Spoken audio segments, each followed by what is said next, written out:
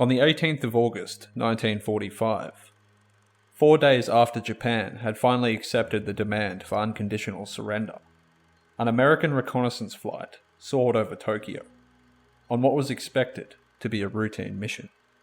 But for 20-year-old Flight Sergeant Anthony Marchione, this flight would mark a tragic final chapter of a war that was supposed to be all but over. In the skies above Japan, he would become the last US airman to be killed in combat during World War II.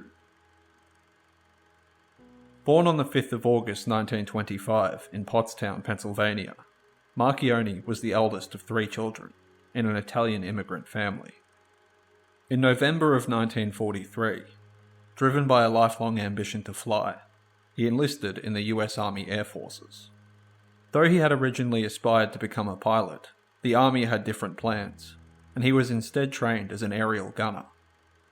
By November of 1944, Marchione was assigned to a consolidated B-24 Liberator crew based at Davis-Monthan Army Airfield in Arizona, before later being transferred to Will Rogers Army Air Force Base in Oklahoma City for specialized training in photo reconnaissance.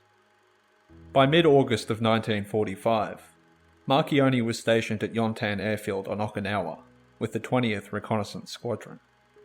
It was there that he encountered the consolidated B-32 Dominator for the first time, an advanced heavy bomber designed to replace the B-29 Superfortress. Equipped with 10 50 caliber machine guns, the B-32s had originally been assigned to combat missions and anti-shipping sweeps. Though following Japan's announcement of unconditional surrender, their mission shifted to daytime photo reconnaissance flights, tasked with monitoring compliance with the ceasefire and assessing conditions for the forthcoming Allied occupation. During this period, tensions remained extremely high, and a faction of military hardliners, particularly among the elite Japanese pilots stationed at Atsuki and Yokosuka airfields, refused to accept the Emperor's decision and viewed the continued presence of American aircraft in Japanese airspace as a profound insult to national honor. Among these resolute airmen were highly skilled pilots flying a variety of Japanese aircraft, including the Mitsubishi A6M50 and the J2 M3 Raiden. On the 17th of August 1945, a formation of 4 B-32s set out on a reconnaissance mission over Tokyo. Initially flying unchallenged, they soon encountered opposition as they neared the city, when Japanese fighters took to the skies to intercept them. For the next 2 hours, the American bombers fought off attacks from both Japanese Army and Navy aircraft. Although the bombers would sustain some minor damage, none of the crew members were injured, and the B-32s successfully completed their mission, returning to Okinawa without further incident. The following day, another reconnaissance mission would be launched, this time with only 2 B-32s. Among the crew aboard one of the bombers was Marchione, who would be serving as a photographer's assistant. As the 2 bombers conducted their photo runs over Tokyo, air raid sirens blared across the Yokosuka naval base. The sight of the American aircraft, flying unchallenged over the war-ravaged city, would enrage a group of Japanese fighter pilots. Driven by a determination to drive off the intruders, they quickly scrambled their aircraft and raced toward the approaching Americans. The B-32 carrying Marchione, flying 10,000 feet below the other bomber, would bore the brunt of the attack as the Japanese swooped in to strike.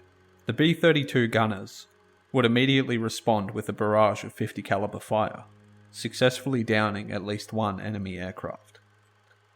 Seemingly undeterred, the Japanese pilots pressed on, firing 20mm cannon shells that tore through the fuselage of Marchione's aircraft, with the spray of enemy fire hitting the lead aerial photographer in both of his legs. Thinking quickly, Marchione rushed to provide assistance, applying a makeshift tourniquet to the injured man, before relaying the situation to the cockpit over the intercom. Only moments later, another burst of enemy fire tore through the aircraft, this time striking Marchione in the chest and knocking him violently against the fuselage. As he slumped to the floor, struggling to breathe, the remaining crew rushed to his side, desperately attempting to administer medical aid. Tragically, despite their efforts, He died of his wounds before the bomber was able to land back at Yotan Airfield. The following day, as part of the ceasefire agreement, the propellers were removed from all Japanese fighters, and from that moment on, Allied flights over Japan went unchallenged. The War Department telegram sent to the Marchione family was brief, simply stating that their son had been killed in action, with no further details provided. Although many reporters on Okinawa had filed stories about the August 18th attack, the incident was largely overshadowed by news of the impending occupation of the Japanese mainland. Anthony Marchione was posthumously awarded the Purple Heart and initially buried on Okinawa. His remains were later returned home on March 18, 1949, and reinterred at the Old St. Aloysius Cemetery in Pottstown, Pennsylvania.